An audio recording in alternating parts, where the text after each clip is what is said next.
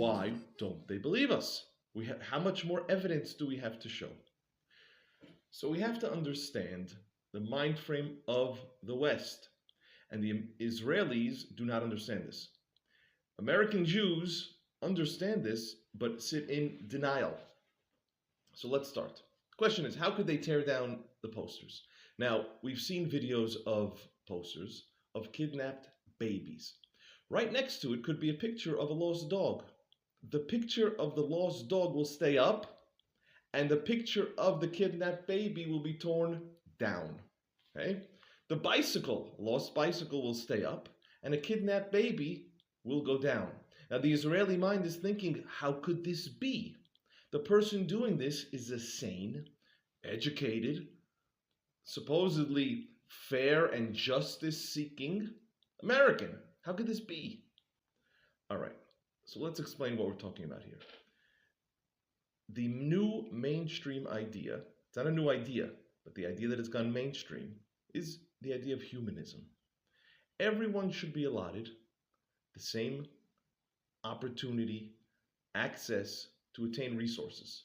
Now, this opportunity to obtain resources crosses international borders, crosses racial borders, and it's not just a system of equality. It means equity.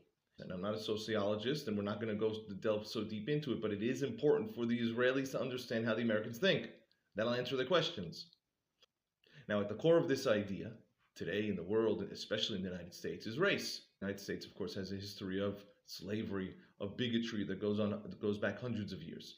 Now, the world sees Israel, true or not, as the white Jewish oppressor of brown indigenous Arabs. That's it. That's the sentence. That's the sentence of the discussion. Why they see it like that? A whole slew of reasons. Ashkenazi, meaning European Jews, were very prominent in Western societies. Many wealthy European Jewish families, Hollywood, Nobel Prize winners, anti-Semitic rhetoric regarding Jews running the world. Similarly, Israel is deemed very successful, militarily, technologically, in wars, in academia, very much just like the Jew, the Ashkenazi Jew in the mind of the Westerner. Israel very much outpunches its class. On the other side, there are the brown Palestinian Arabs. Okay? And they believe, the Westerners believe, that they are native to the land. It's a topic for another discussion. So for the Westerner, now you have race, and you also have religion. Post 9/11, in the United States, there was a tremendous backlash to anti-Muslim sentiment. So Muslims became a protected class in the United States.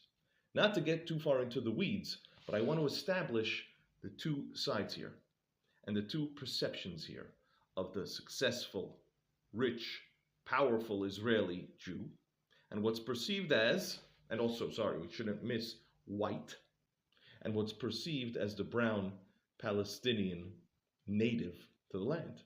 So we have here a perfect setup. The privileged and the underprivileged.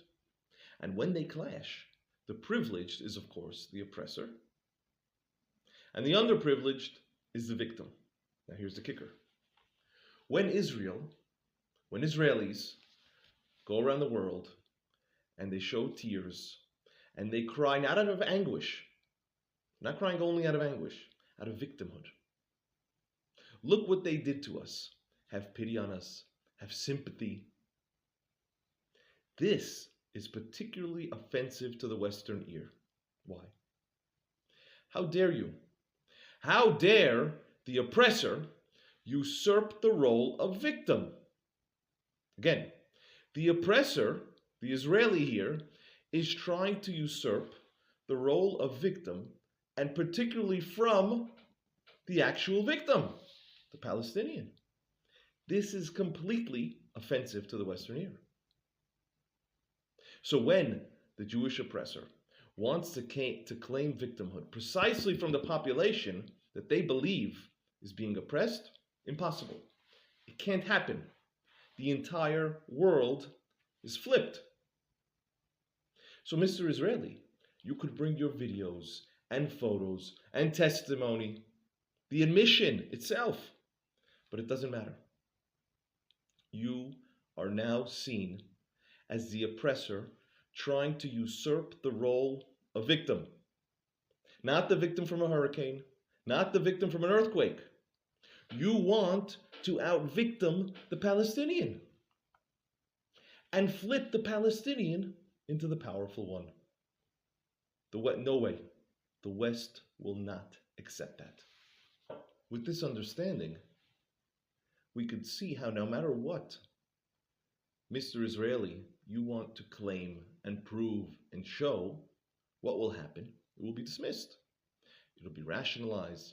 It'll be justified. And that's when the posters get pulled down. That's when the women get ignored. Post Me Too, the women get ignored. That's when you get the notion that any type of resistance is justified, that the claims were made up, that they never happened, that they were exaggerated. And to fight those claims with facts and proof is tone deaf, because you don't understand what you're fighting. And this powerful Mr. Israeli, as the West sees it, includes every Israeli, okay? Ashkenazi, Sephardi, religious, secular. Now, that also includes politics, left and right, meaning from Shas to Meretz. You're all powerful, oppressive Israelis. So you can be Michaeli, you could be Lapid, and you could go to the United States and you think you're meeting your friends. You're meeting the American leftists who are exactly like you. But just like in Chicago, they will tell you no. You are more Israeli than you are a leftist. You served in the IDF. The wealth you have was gained from taking advantage of the Palestinian people. It might be harsh, but understanding the reality in the United States means that the Jews and Israelis are seen oftentimes as racist, as apartheid. It's despicable. It's like the KKK. So to sum it up, that's why the photos are taken down. That's why your tears are ignored. And they will continue to ignore it. And they will continue to take down the photos.